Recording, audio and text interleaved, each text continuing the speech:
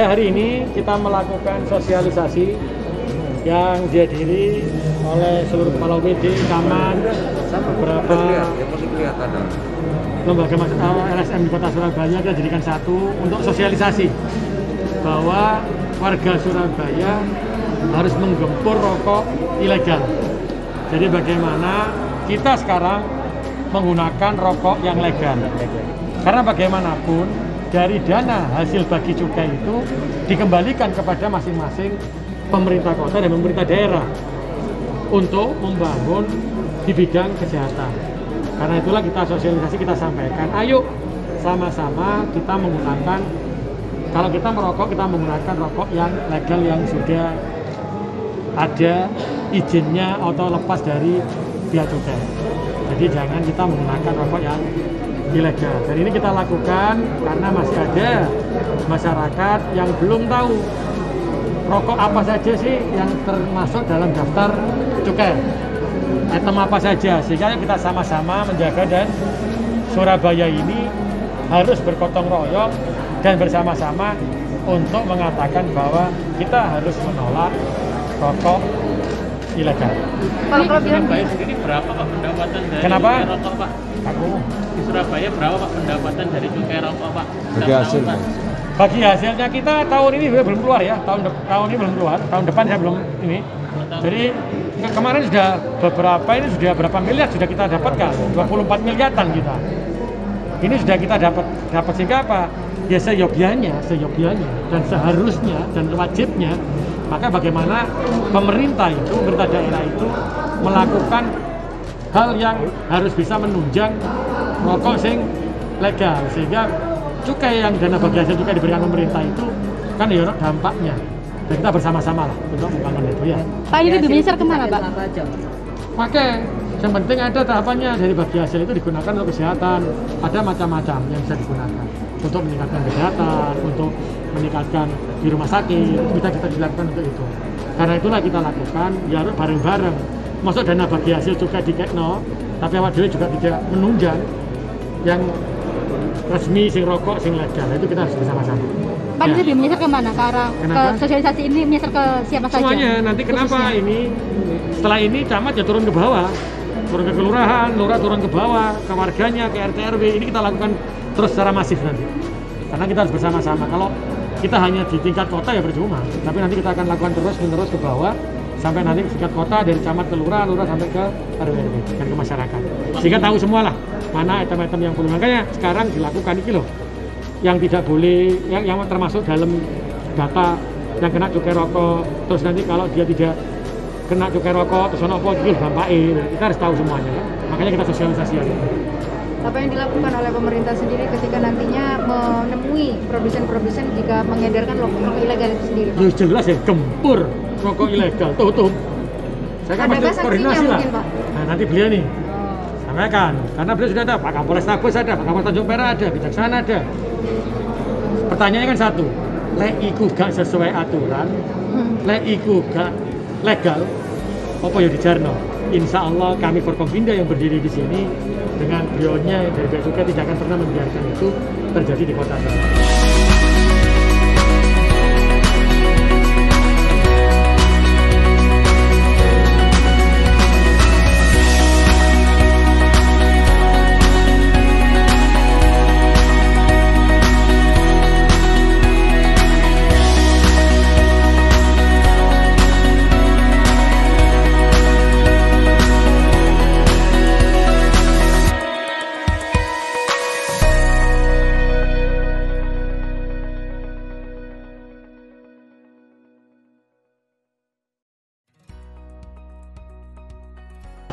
Jadi untuk pelanggaran di bidang cukai itu ada dua, pelanggaran yang sifatnya sanksi administrasi dan juga sanksi pidana. Ya, kita harus tahu, makanya kami bersinergi dengan Pemkot Surabaya karena di Surabaya memang cukup banyak ya peredaran rokok ilegal menurut data kami. Dan ini menjadi kami harus benar-benar melakukan sosialisasi dulu. Berikutnya juga melakukan operasi bersama sama dengan Pemkot Surabaya, dan tentunya juga melakukan apabila ada yang melakukan pelanggaran. Pada saat kita melakukan operasi di lapangan, tentu kita harus memberikan sanksi ataupun efek jera kepada masyarakat ya, yang memang biasanya kepada masyarakat yang menjadi apa istilahnya membeli rokok yang ilegal terus dijual kembali. Nah ini ada sanksinya pidana. Jadi di pasal 56 Undang-Undang Nomor 39 Tahun 2007 tentang cukai itu dipidana sampai 1 sampai 5 tahun dan pidana denda 2 sampai 10 kali nilai cukai yang harus dibayar. Itu sanksi yang cukup berat untuk kepada masyarakat. Makanya kami menghimbau kepada masyarakat semuanya bahwa harus tahu apa sih yang dikatakan rokok ilegal itu. Ada 5. Pertama, polos tanpa pita cukai. Yang kedua, palsu, pita cukainya ada tapi palsu. Yang ketiga, pita cukai bekas, jadi yang sudah ditempelin kembali. Terus salah personalisasi. Salah personalisasi itu artinya di dalam pita cukai itu ada kode-kode tertentu yang hanya diperuntukkan untuk perusahaan itu sendiri. Kalau dipakai oleh perusahaan yang lain atau perusahaan atau masyarakat itu juga masuk pidana. Dan juga salah peruntukan. Misalkan pita cukai SKM yang harganya tinggi ataupun SKT harganya rendah itu ditempelkan di SKT yang harusnya pita cukainya harganya tinggi. Ini yang harus kita tekankan kepada masyarakat semua supaya tahu, sehingga kami juga mendapatkan peran aktif dari masyarakat untuk sama-sama kita melakukan gugur rokok ilegal ini. Sudah ada liquid. Kami beberapa bulan yang lalu kami melakukan penindakan sebanyak 14.000 botol tanpa pita cukai. Ada di lokasi di Surabaya dan kami sudah serahkan kepada Kejaksaan Kota Surabaya dan sekarang sudah proses persidangan. Ancaman hukumannya sampai 1 sampai 5 tahun. Jadi cukup lumayan. Kemarin kerugian negaranya diperkirakan sudah hampir 4 miliar. Ya.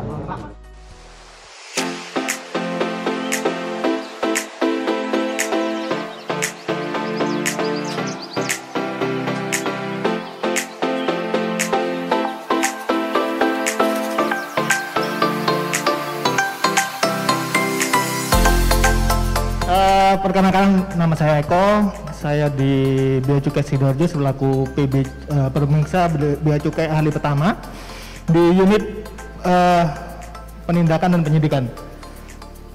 Di sini cuman betul sih intinya apa yang bedain rokok ilegal sama rokok yang legal. Kalau di kami rokok legal itu rokok ilegal itu ada 2. Ilegal proses produksinya dan ilegal distribusinya. Jadi kalau yang ilegal proses produksinya itu dia diproduksi oleh pabrikan yang tidak memiliki izin. Jadi karena ketentuannya di kami, setiap pabrikan ataupun importer hasil tembakau wajib memiliki NPP BKC. Nah, kalau pabrikannya tidak memiliki NPP BKC, sudah bisa dipastikan rokok yang dihasilkan atau hasil tembakau yang dihasilkan oleh pabrikan tersebut adalah rokok ilegal. Kemudian untuk yang distribusinya, dia pelekatan pita cukainya tidak sesuai dengan ketentuan. Jadi ada beberapa, ada yang pita cukainya bekas, dilekati pita cukai bekas, atau jadi yang masuknya bekas ini pita cukai yang sudah dipakai di rokok lain kemudian dijual. Biasanya kalau di daerah-daerah atau di desa-desa itu ada pihak salesman yang nakal. Jadi ke pedagangnya dia bilang, "Bu, kalau rokoknya, karena kalau di tempat kita di Indonesia ini masih ada penjual rokok eceran. Nah, biasanya itu pitanya ditukar tambah lah sama salesnya. Jadi semisal satu pita dihargain 1.000 atau 2.000, nanti sama pedagangnya atau si oknum salesman ini nanti diperjualbelikan pitanya tersebut. Ada lagi yang pita cukainya polos, jadi tidak dilekatin pita cukai atau rokoknya polosan tanpa pita cukai. Ini pengenalannya lebih gampang, dia betul-betul tanpa pita cukai sama sekali. Kemudian ada lagi yang pita cukai berbeda dan pita cukai palsu. Apa sih pita cukai berbeda? Di pita cukai ini ada beberapa informasi yang bisa kita dapatkan di situ. Di antaranya adalah kita bisa mengetahui jenis hasil tembakau yang bisa dilekati pita cukai itu. Jadi di pita cukainya itu ada jenis hasil tembakaunya, apakah dia SKT atau sigaret kretek tangan, yaitu rokok yang diproduksi oleh tangan manual, belum pakai mesin, ataukah SKM, rokok yang diproduksi menggunakan mesin, atau SPM, sigaret putih mesin. Jadi apa bedanya SPM dan SKM? SPM atau SKM, SPM ada SPT. Rokok putih ini adalah rokok yang diproduksi tanpa menggunakan cengkeh. Sedangkan kalau yang SKM diproduksinya menggunakan cengkeh. Itulah perbedaan dasarnya. Next slide, kalau boleh maaf. Ini adalah contohnya. Untuk hasil tembakau itu pita cukainya ada dua macam. Ada yang pita cukainya panjang, bentuknya panjang. Ada pita cukainya yang bentuknya pendek. Pita cukai yang panjang biasanya dilekatkan pada hasil tembakau untuk yang diproduksi oleh tangan. Jadi entah itu SKT atau SPT. Sedangkan pita cukai yang pendek biasanya dilekatkan pada hasil tembakau produksi mesin. Kenapa ada perbedaan? Karena emang tarif cukainya beda. Jadi kalau hasil tembakau yang diproduksi oleh tangan, tarif cukainya lebih rendah daripada hasil tembakau yang diproduksi oleh mesin.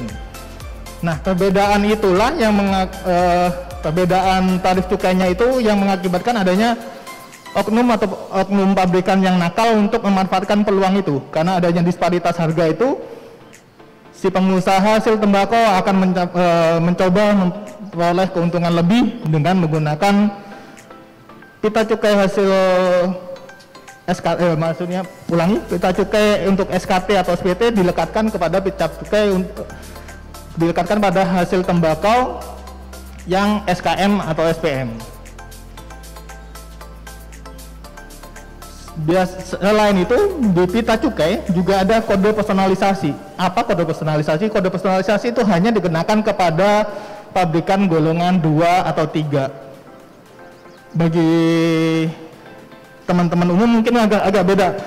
Bagi masyarakat umum pasti agak bingung. Apa maksudnya golongan 1, golongan 2, golongan 3?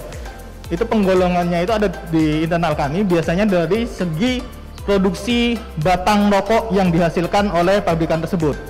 Jadi kalau golongan 1, untuk lebih mudahnya aja, kalau di pita cukainya tidak ada personalisasi, itu pasti golongan 1. Jadi kalau bapak Pol PP ini ada yang rokok, kalau dia rokoknya semisal kayak Sampurna, Gudang Garam, itu biasanya tidak ada personalisasinya. Tapi kalau yang golongan 2 atau golongan 3 itu pasti ada personalisasi. Kenapa yang golongan 1 nggak ada personalisasi? Jadi berdasarkan hasil survei ada jual beli pita antar pengusaha itu. Jadi semestinya dia mengambil pitanya adalah di kami, di Bea Cukai atau menebus, tapi dia membelinya di pengusaha lain, di pengusaha hasil tembakau yang lain. Pitanya asli, tapi dia membelinya tidak sesuai ketentuan. Jadi ada jual beli dan tetap negara dirugikan atas itu. Makanya untuk yang pengusaha golongan 2 atau 3, pita cukainya dikasih kode personalisasi. Biasanya kode personalisasinya adalah singkatan nama pabrikannya. Jadi kalau teman-teman di sini melihat, oh ini kok ada cetakan, biasanya di bagian bawahnya itu seperti kalau bisa dilihat, semisal kami contohkan ABCDEF gitu, itu adalah singkatan nama pabrikannya. Jadi bisa disesuaikan dengan, biasanya di bagian bawah kemasan hasil tembakau itu ada nama pabrikannya. Nah, itu bisa disesuaikan apakah singkatan namanya ini sesuai dengan nama pabrikan yang di bawah. Jadi kalau tidak, bisa dipastikan dia menggunakan pita cukai yang kalau di istilah kami salah personalisasi, yaitu yang bukan miliknya dia. Jadi itu semestinya pita cukai adalah milik pabrikan lain, tapi dilekatkan di pabrikannya, di hasil tembakau milik pabrikan tersebut. Kemudian di pita cukai juga ada informasi lagi berupa jumlah batangnya. Jadi di kemasan rokok yang kita tahu adalah 12 batang, 16 batang, dan 20 batang. Dan tarif cukai adalah spesifik, jadi per batang. Jadi ada juga yang nakal yang menggunakan semisal pita cukainya 12 batang, tapi dilekatkan pada kemasan untuk hasil tembakau yang 16 batang atau 20 batang. Jadi ada disparitas juga. Jadi ada selisih juga, semisal entah 4 batang atau 8 batang yang semestinya dilunasi cukainya, cuman sama dia masih belum dilunasi cukainya. Karena dia hanya menggunakan pita cukai yang untuk 12 batang. Kemudian lagi tentang pita cukai palsu. Nah, pita cukai palsu ini, pita cukai ini adalah salah satu kertas berharga. Jadi dia hampir sama dengan, dia memiliki nilai ekonomis. Setiap tahun kami Bea Cukai melakukan upgrading atau penambahan fitur pengamanan di pita cukai tersebut. Entah penggantian metode cetakan atau penggantian desain-desain pada hologramnya. Gunanya apa? Untuk meminimalisir adanya pemalsuan pita cukai tersebut. Jadi untuk tahun 2021 pita cukai ini mengambil tema biota laut. Jadi semua cetakannya, semua instrumen yang ada di pita cukai tersebut bertemakan biota laut. Kita ambil contoh semisal adanya cetakan gelembung air, terus terumbu karang dan lain sebagainya. Karena pita cukai ini juga mempunyai nilai ekonomis sehingga memungkinkan untuk dipalsukan. Dari jenis kertasnya pun ada perbedaan dengan kertas yang bisa kita temukan. Jadi kalau Bapak atau Ibu sekalian memiliki UV light, alat yang untuk melihat apakah uang ini palsu atau bukan, itu juga bisa digunakan untuk melihat apakah pita cukai ini asli atau bukan. Jadi untuk jenis kertasnya beda dengan jenis kertas yang biasa.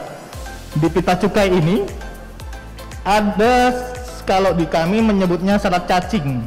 Itu adalah salah satu fitur keamanan. Jadi kalau kita lihat pakai UV LED, itu akan kelihatan jelas bahwa kertasnya ini ada memiliki serat-serat yang beda dengan kertas biasa. Dan itu emang sengaja diberikan untuk pengamanan bahwa kertas ini atau pita cukai ini adalah yang asli.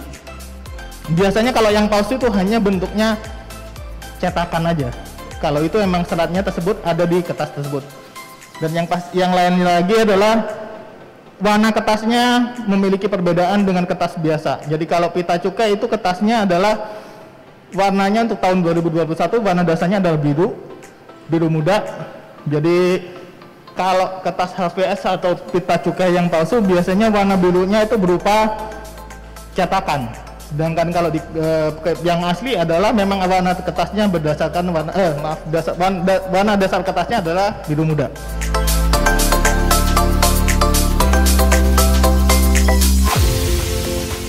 Selamat sore, assalamualaikum warahmatullahi wabarakatuh. Waalaikumsalam warahmatullahi wabarakatuh. Semangat ya Pak, Ibu. Ini Bapak dan Ibu ini merupakan pahlawan ya, pahlawan yang nantinya akan meningkatkan penerimaan negara tentunya di bidang cukai ini. Oke, baik, mungkin singkat saja, saya nggak terlalu lama. Intinya perkenalkan, nama saya Wirabuana Putra. Saya kebetulan dari Seksi Tindak Pidana Khusus Kejaksaan Negeri Surabaya yang di Sukomanunggal, Bapak. Kejaksaan hadir di sini tentunya kami memang terkait nantinya tentang penuntutan. Kalau memang di bidang pidana umum yang penyidiknya PPNS dari Bea Cukai, sebagaimana diterangkan beberapa pasal ketentuan, disinilah peran kejaksaan. Nanti untuk DBHT-nya mungkin saya akan jelaskan secara singkat tentunya. Baik, mungkin langsung saja secara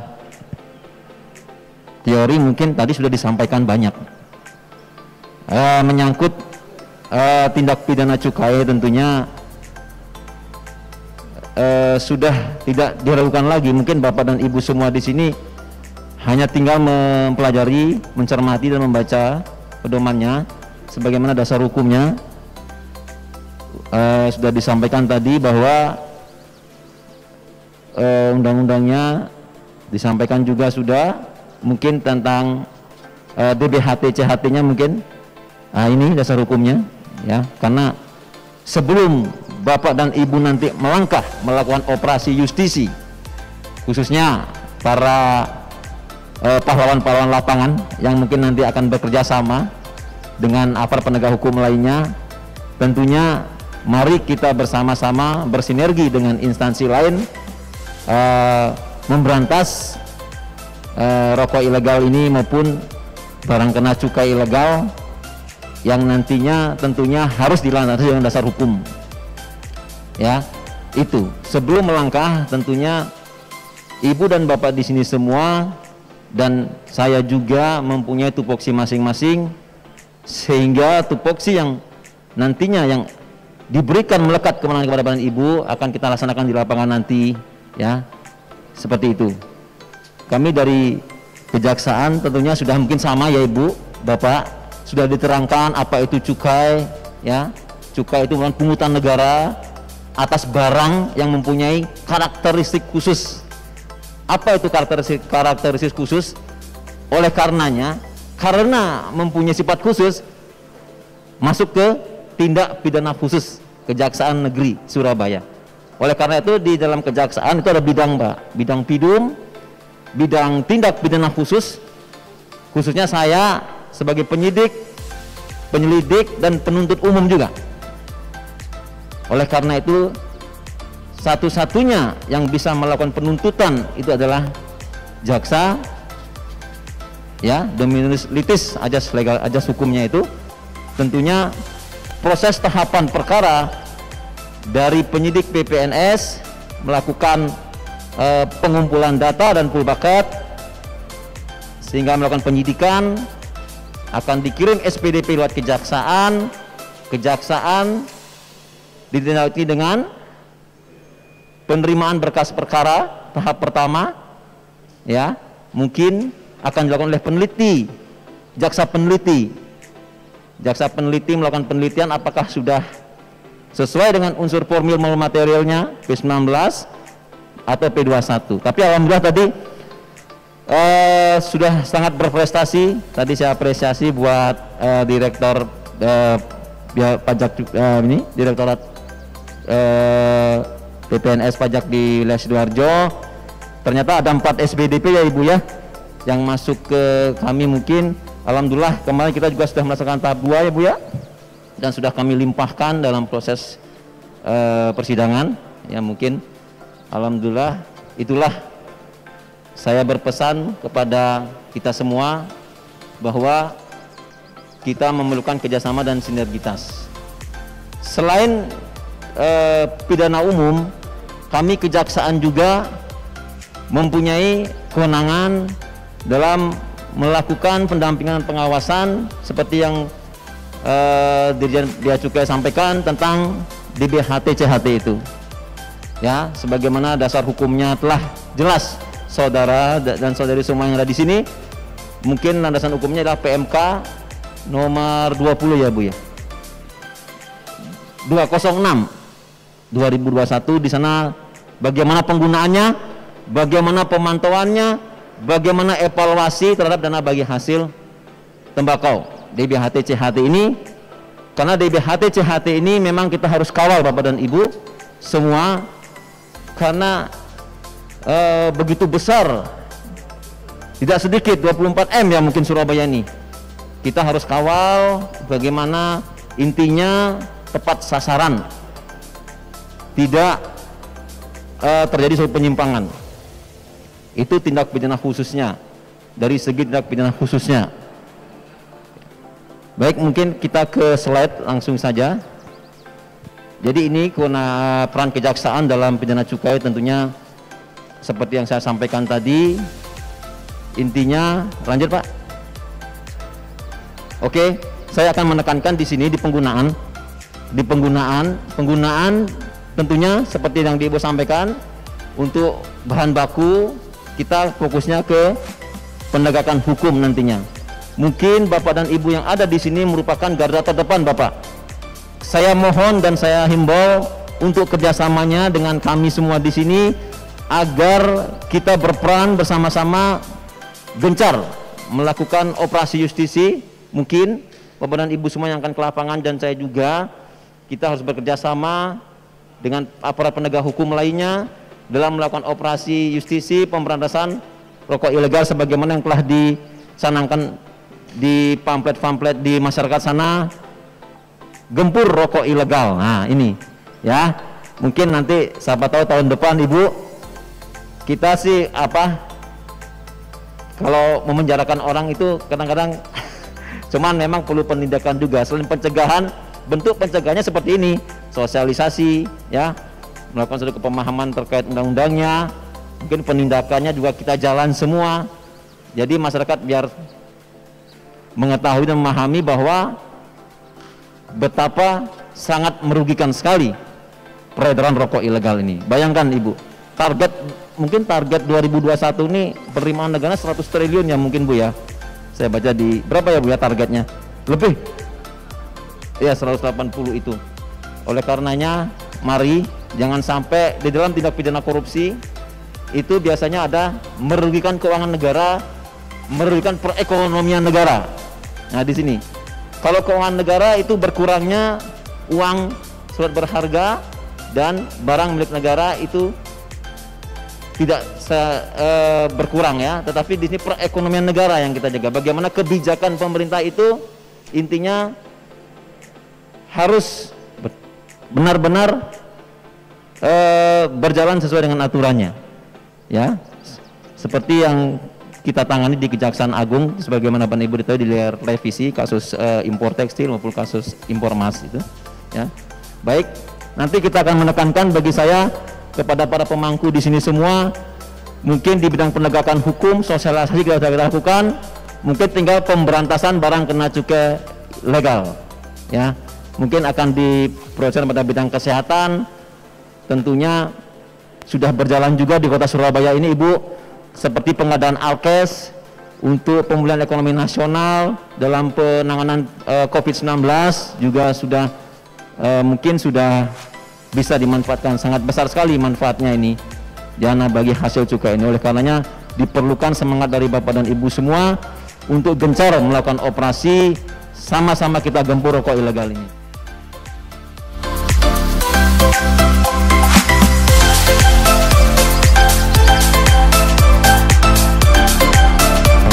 Moderator. Assalamualaikum warahmatullahi wabarakatuh. Salam Om Swastiastu, Namo Buddhaya, salam kebajikan. Yang kami hormati Ibu Ketua Panitia Pak Kasih Pitsus ya, Pak Wira dari Kejaksaan Negeri Surabaya, kemudian para panitia pelaksanaan kegiatan sosialisasi barang kena cukai atau rokok ilegal, rekan-rekan para peserta kegiatan sosialisasi, kemudian rekan-rekan media yang hadir pada kesempatan sore hari ini. Sebelumnya permohonan maaf kami untuk kami belum bisa menayangkan slide paparan terkait masalah tugas-tugas kepolisian di bidang dalam tema pemberantasan barang kena cukai rokok. Namun saya ingin menyampaikan beberapa hal. Sebelumnya kami memperkenalkan diri, nama Kompol Mirzal Maulana. Kebetulan 3 bulan ini saya menjabat sebagai Kasat Reskrim Polrestabes Surabaya. Beberapa yang bisa kami sampaikan terkait masalah tugas-tugas Polri yang kami laksanakan terkait masalah pemberantasan barang kena cukai. Mungkin pada saat sebelum adanya Undang-Undang Bea Cukai itu masih menjadi kewenangan daripada penyidik Polri. Namun dengan adanya Undang-Undang baru tentang Bea Cukai, kegiatan masalah penanganan cukai itu pun sudah sepenuhnya ditangani oleh teman-teman dari Bea Cukai. Beberapa kasus yang pernah saya tangani ataupun kami pernah lakukan terkait masalah komunikasi dan koordinasi dengan teman-teman Bea Cukai termasuk Kejaksaan. Saya dulu pernah bertugas juga di Bandara Soekarno-Hatta sebagai Kasat Reskrim di sana. dengan Pak Kapolrestabes ini yang sekarang, Bu, dan sekarang bertugas di sini juga dengan beliau lagi. Jadi kebetulan sudah chemistry-nya sudah dapat, jadi beliau berkenan saya mendampingi untuk jadi Kasat-Reskrim di Polrestabes Surabaya. Nah, kegiatan yang bisa kami sampaikan berkaitan dengan penyelidikan dan penyidikan sebagaimana diatur dalam Undang-Undang Nomor 2 Tahun 2002 tentang Polri, itu kita jadikan dasar di situ untuk pelaksanaan tindakan-tindakan kepolisian. Dan kegiatan itu tidak bisa kami lakukan sendiri, dan rekan-rekan dari Satpol PP, Linmas maupun rekan-rekan dari Pemko yang selama ini kita melakukan koordinasi baik dengan fungsi reserse yang ada di Polrestabes Surabaya dan fungsi Samapta bidang patroli tadi yang disampaikan Pak Wira berkaitan dengan operasi justisi yang selama ini sudah kita lakukan bersama dengan teman-teman dari Satpol PP. Terima kasih, mudah-mudahan ke depan komunikasi dan koordinasi yang sudah kita lakukan itu tetap bisa berjalan dengan baik. Arek Surabaya,